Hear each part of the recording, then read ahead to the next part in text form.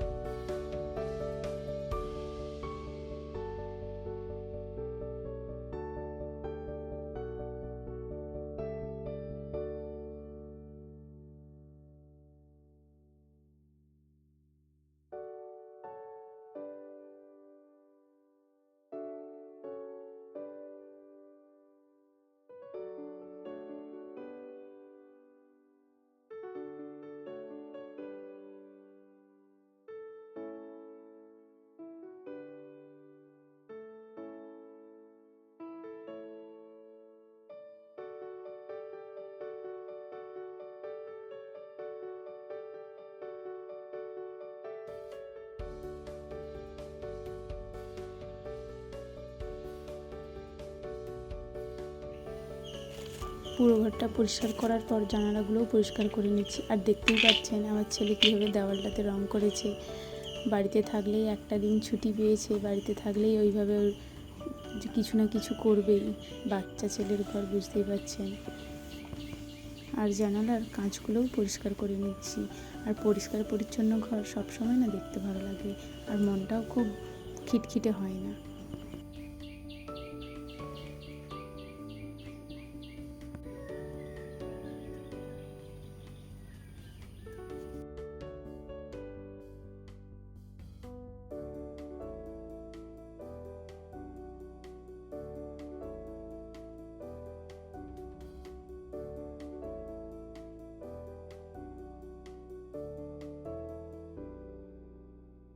এরপর চলে এসেছি ছাদে, কারণ আমাদের এখানে বেশ কয়েকদিন ধরে বৃষ্টি হচ্ছে, কখনো দুপুরে হচ্ছে, কখনো রাত্রে হচ্ছে, কখনো দিনে হচ্ছে, কোনো ঠিক ঠিকানা নেই।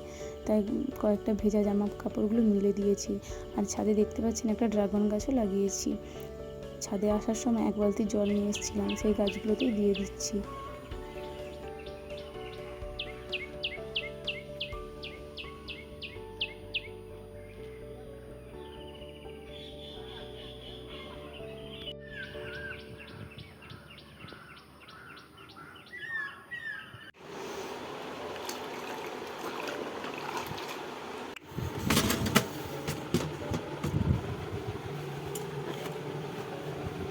আবারও চলে এসেছি রুমের মধ্যে, রুমটাকে মুছে পরিষ্কার করে নেব, আর পুরো বাড়িটাই মুছে আজকে পরিষ্কার করে নেব।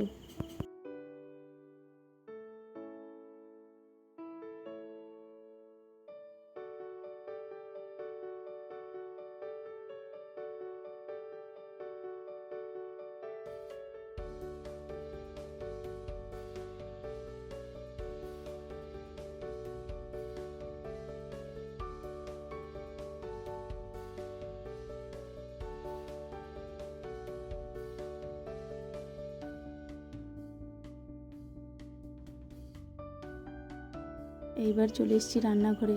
কয়েকদিন ধরে ভাবছিলাম যে রান্নাঘরটাকে পুরো পরিষ্কার করব, কেননা অনেক দিন হয়ে গেল যে রান্নাঘরটা পরিষ্কার করাই হয়নি। তাই আজকেই ভাবলাম যে রান্নাঘরটা পরিষ্কার করে নিই। তাই এক এক করে সব কিছু মুছে পরিষ্কার করে নিচ্ছি, তারপর এক এক করে সব কিছু গুছিয়ে নেব।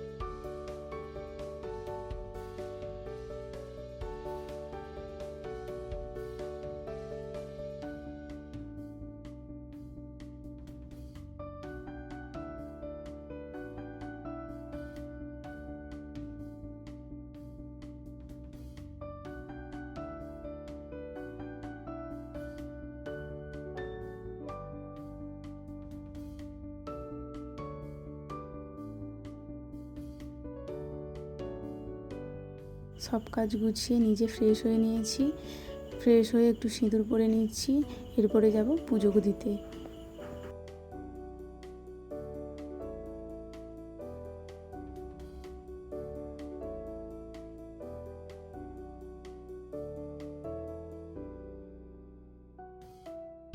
জানেন তো, সকাল সকাল সব কাজ যখন কমপ্লিট হয়ে যাওয়ার পর স্নান সেরে পুজো দিই না, তখন মনে একটা আলাদা শান্তি আসে। যেহেতু এত সকাল সকাল স্নান করেছি, তাই নিজেকে অনেক ফ্রেশও লাগছে।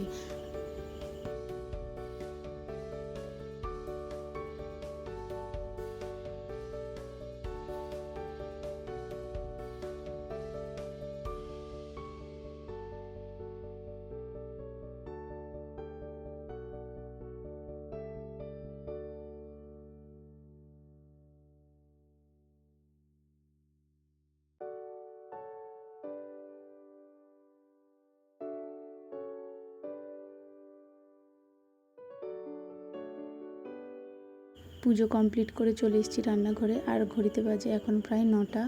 আর স্নান করে জানেন তো আমি আগে চালটা ধুয়ে ভিজিয়ে রেখেছিলাম।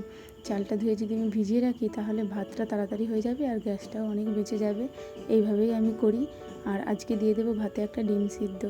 আর ছেলে জানেন তো সবজি কিছুই খেতে চায় না, তাই একটা যদি ডিম সিদ্ধ দিই ও ভাতটা খেয়ে নেয়। আর তার সঙ্গে আজকে করব ডাল। ডালটাও ধুয়ে নিয়েছি, ধুয়ে এবার ডালটাও ভিজিয়ে রাখছি।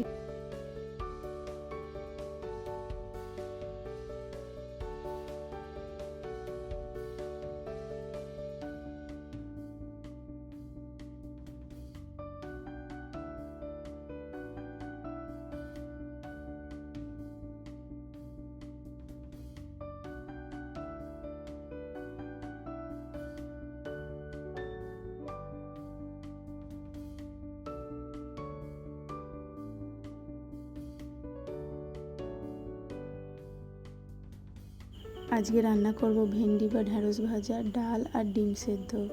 যেহেতু মা আর ছেলে দুজনেই খাবো তাই বেশি কিছু রান্না করছি না। আর বরাবরই আমার রান্নার ঝামেলাটা একটু কম থাকে।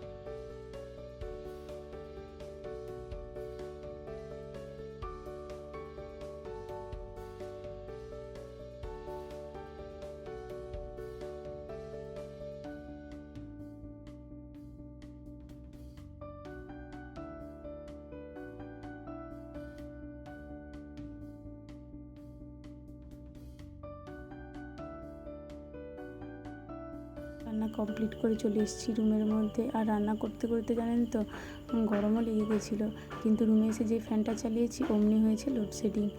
আর কয়েকটা জামা কাপড় ছিল সেগুলোই ভাঁজ করে নিচ্ছি। ছেলে যেহেতু আসতে এখন অনেকটা দেরি আছে তাই ভাবলাম জামা কাপড়গুলো ভাঁজ করে নিই। আর এখানেই আমার ভিডিওটি শেষ করছি। ভালো থাকবেন, সুস্থ থাকবেন, সাবধানে থাকবেন।